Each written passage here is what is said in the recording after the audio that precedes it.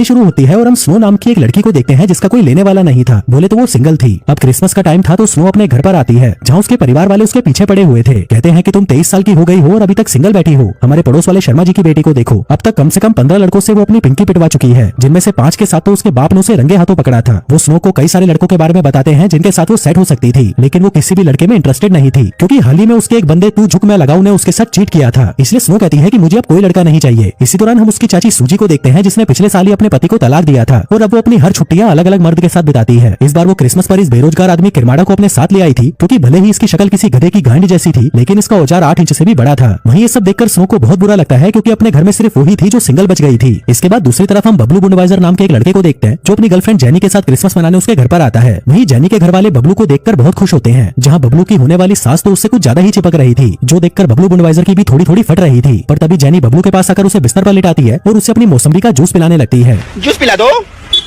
मौसम्बी का।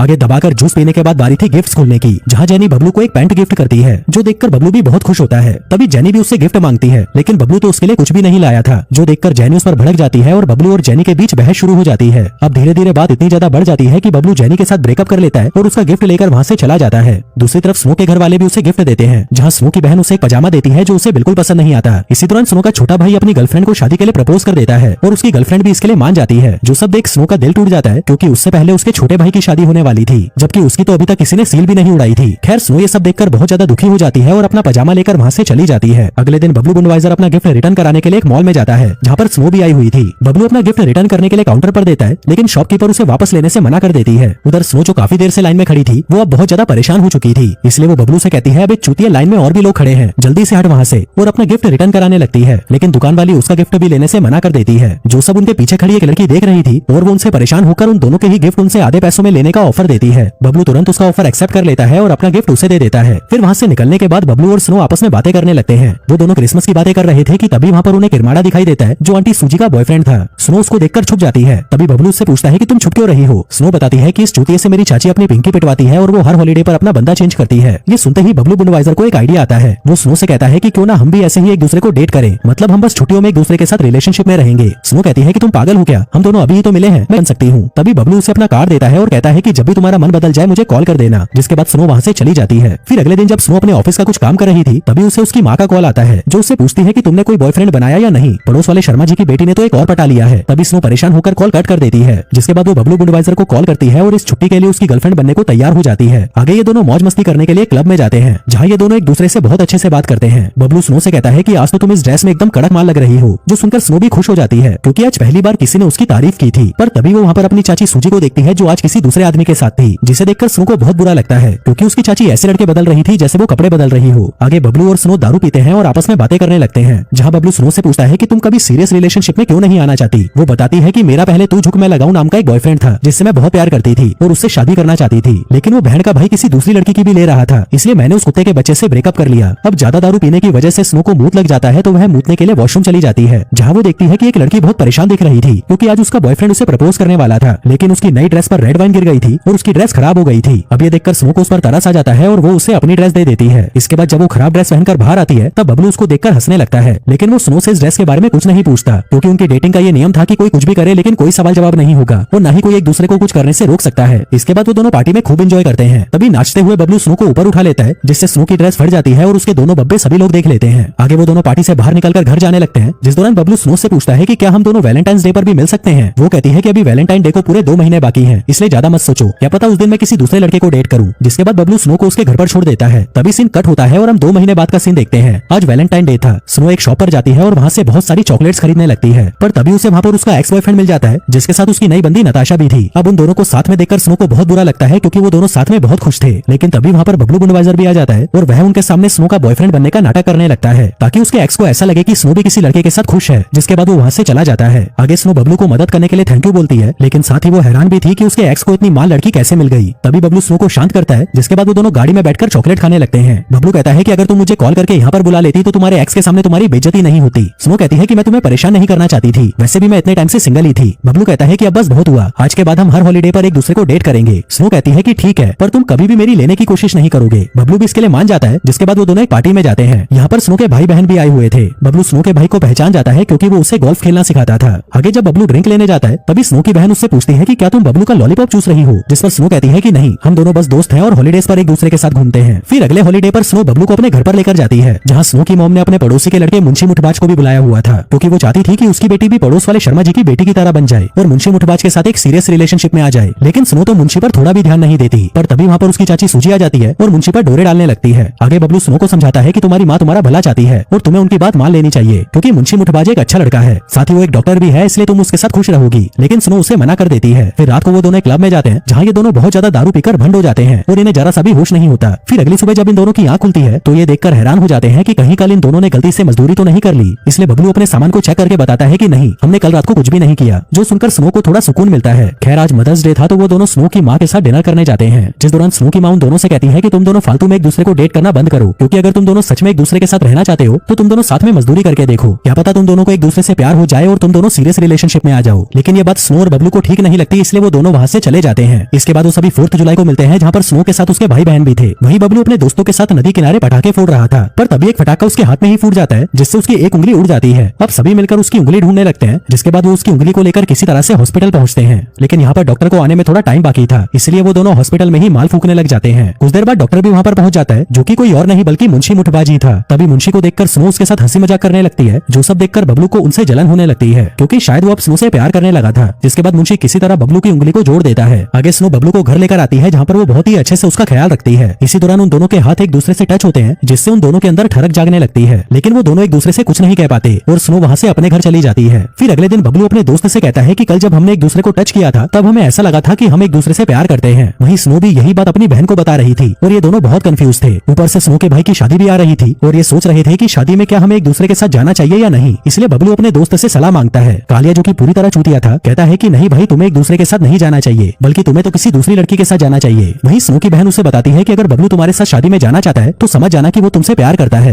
फिर अगले दिन बबलू स्नो को कॉल करके कहता है कि शायद हमें शादी में एक दूसरे के साथ नहीं जाना चाहिए, जो सुनकर स्नो को बहुत बुरा लगता है, क्योंकि वो बबलू के साथ शादी में जाना चाहती थी। तभी सीन कट होता है और शादी वाला दिन भी आ जाता है, जहाँ स्नो मुंशी मुठबाज को अपने साथ शादी में लेकर आती है। वहीं बबलू अपने साथ स्नो की चाची सूजी को लेकर आता है। तभी एक दूसरे के साथ किसी और पार्टनर को देखकर इनकी जलने लगती है, लेकिन ये खुद को कूल दिखाने के लिए अपने अपने पार्टनर के साथ हरकतें करने लगते हैं। पर तभी बबलू गुस्सा होकर वहाँ से उठ जाता है। वहीं स्नो उसके पास आकर पूछती है कि क्या तुम सूजी चाची के साथ आज रात को पलंग तोड़ने वाले हो, लेकिन बबलू इसका कोई जवाब नहीं देता। तभी गुस्से में स्नो से कहती है कि अब हमें हॉलीडे पर एक दूसरे के साथ घूमना बंद कर देना चाहिए। अब इन दोनों की बहस चल ही रही थी कि तभी स्नो की भाभी और उसके डैड मिलकर डांस करने लगते हैं। लेकिन डांस करते करते ये दोनों एक दूसरे से कुछ ज्यादा ही चिपक रहे थे, जो देखकर सबको बहुत अजीब लगता है। इसलिए बबलू और स्नो उनके पास आकर उन्हें अलग करते हैं और उनके साथ डांस करने लगते हैं। वहीं स्नो की चाची सूजी भी मुंशी मुठबाज के साथ डांस कर रही थी। तभी अचानक सूजी नीचे गिर जाती है तो मुंशी उसे बड़े ही प्यार से उठाकर अपने साथ ले जाता है। अगले दिन हम देखते हैं कि हैलोवीन आ चुका था, जहाँ सभी अलग अलग तरह के भूत बनकर पार्टी में आए थे। तभी स्नो को पता चलता है कि मुंशी मुठबाज उसकी चाची सूजी को डेट कर रहा है। वहीं पार्टी में उसका एक्स बॉयफ्रेंड भी अपनी बंदी के साथ आया हुआ था, लेकिन इस बार उसकी बंदी प्रेग्नेंट होती है, जो देखकर स्नो की फटकर 64 हो जाती है। तभी उसकी बहन वहाँ पर आकर उसे एक टैबलेट देती है और उसे बबलू के साथ ठुकाई करने के लिए घर पर भेज देती है। पर बाद में उसे पता चलता है कि उसने स्नो को वाइग्रा की जगह दस्त लगने की दवा दे दी। उधर बबलू स्नो को घर छोड़ने जाता है, लेकिन घर पहुंचने से पहले ही उसका पेट खराब होने लगता है। वो जल्दी से अपनी ड्रेस खोलने की कोशिश करती है, लेकिन वो उससे नहीं खुलती। अब क्योंकि उसका प्रेशर बढ़ने लगा था तो बबलू जल्दी से उसकी ड्रेस खोल देता है और स्नो अच्छे से हल्की हो जाती है। आगे बबलू उसका ख्याल रखने लगता है। स्नो उसे कहती है कि अब तो तुम्हारे पास मेरा मजाक उड़ाने के लिए बहुत सारी बातें हैं, जैसे कि एक लड़की ने अपने कपड़ों में हक दिया। लेकिन बबलू कहता है कि ये बात हम दोनों के बीच में रहेगी, जो सुनकर स्नो को बहुत अच्छा लगता है। जिसके बाद वो दोनों साथ में ही सो जाते हैं। लेकिन तभी उन दोनों के बीच में ठरक जागने लगती है और वो दोनों दबा दबाकर मजदूरी करने लगते हैं। लेकिन मजदूरी के तुरंत बाद ही स्नो बबलू को वहाँ से जाने को कहती है, जिससे बबलू को बहुत बुरा लगता है। दरअसल वो बबलू को ऐसा दिखाना चाहती थी कि वह उससे प्यार नहीं करती। थोड़ी देर बाद स्नो की बहन घर पर आती है, जो कि बहुत परेशान थी, क्योंकि शादीशुदा होने के बाद भी उसने एक लड़के का लॉलीपॉप चूस लिया था, जिससे उसे बहुत बुरा लग रहा था। वहीं स्नो से कहती है कि कोई बात नहीं, पर ये बात तुम अपने पति को कभी मत बताना। इतने में ही बबलू कपड़े पहनकर बाहर आता है, जिसे देखकर स्नो की बहन समझ जाती है कि स्नो ने कल रात इससे अपनी पिंकी पिटवाई है। वो वहाँ से जाने लगती है, पर तभी स्नो अपनी बहन को रोककर बबलू को वहाँ से जाने को कहती है। इसके बाद हम देखते हैं कि साल का आखिरी हॉलीडे भी आ जाता है, जहाँ स्नो की चाची सूजी अब घर पर किसी दूसरे मर्द को लेकर आई थी। तभी स्नो सूजी से पूछती है कि आप तो मुंशी मुठबाज के साथ थे ना, जिस पर सूजी कहती है कि मैंने उसके साथ मजदूरी करके ब्रेकअप कर लिया। वहीं स्नो की माँ खाना बना रही थी, लेकिन गलती से वो खाना जला देती है, इसलिए वह स्नो को कुछ चीजें लाने के लिए शॉप पर भेजती है। पर तभी उसे गेट पर बबलू मिल जाता है और वो स्नो को लेकर मॉल में आ जाता है। आगे सामान लेते हुए बबलू स्नो को प्रपोज कर देता है, लेकिन स्नो उसकी बातों पर ध्यान नहीं देती और कहती है कि मैं पहले भी धोखा खा चुकी हूँ, इसलिए मैं किसी से भी प्यार नहीं कर सकती। जो सुनकर बबलू को बहुत बुरा लगता है और वो वहाँ से चला जाता है। आगे स्नो जब अकेले अपने घर पर पहुँचती है तो सभी उससे बबलू के बारे में पूछने लगते हैं। स्नो कहती है कि वो चला गया क्योंकि उसे कुछ काम आ गया था, लेकिन सभी घर वाले समझ जाते हैं कि इनके बीच में जरूर कुछ हुआ है, इसलिए वो सभी स्नो को समझाने लगते हैं कि बबलू एक अच्छा लड़का है और तुम्हें जाकर उससे माफी मांगनी चाहिए। लेकिन स्नो ऐसा करने से मना कर देती है और गुस्से में कहती है कि कल ही आपकी बड़ी बेटी किसी गैर मर्द का लॉलीपॉप चूस कर आई है, जिससे उसके घर में कलेश शुरू हो जाता है। तभी सूजी के साथ आए बुड्ढे को अचानक हार्ट अटैक आ जाता है, जिसके बाद स्नो और सूजी उसे लेकर हॉस्पिटल जाते हैं। आगे हॉस्पिटल में सूजी स्नो को समझाती है कि ये मेरी लाइफ की सबसे बड़ी गलती थी कि मैं हर जगह पर मुंह मारती थी। अगर मैं शुरू से ही एक ही आदमी के साथ रिलेशन में रहती तो शायद आज मैं ऐसी नहीं होती। तभी हॉस्पिटल में इन दोनों को मुंशी मुठबाज नजर आता है, लेकिन चाची उससे बात नहीं करना चाहती थी। पर तभी स्नो के समझाने पर चाची मुंशी से माफी मांगकर उससे अपने प्यार का इजहार कर देती है। आगे घर आने के बाद स्नो बबलू और उसकी फोटोज देखने लगती है, जिसका मतलब था कि अब स्नो को भी बबलू से प्यार हो गया था। जिसके बाद वो बबलू से मिलने उसके घर पर पहुंच जाती है, लेकिन स्नो हिम्मत नहीं कर पाती और अपने घर पर वापस आ जाती है। अब कुछ दिनों बाद क्रिसमस था, इसलिए स्नो अपनी फैमिली के साथ मॉल घूमने आई थी, जहाँ पर बबलू भी आया हुआ था। लेकिन जब इन दोनों की नजरें एक दूसरे पर पड़ती है तो ये दोनों एक दूसरे से बात नहीं करते।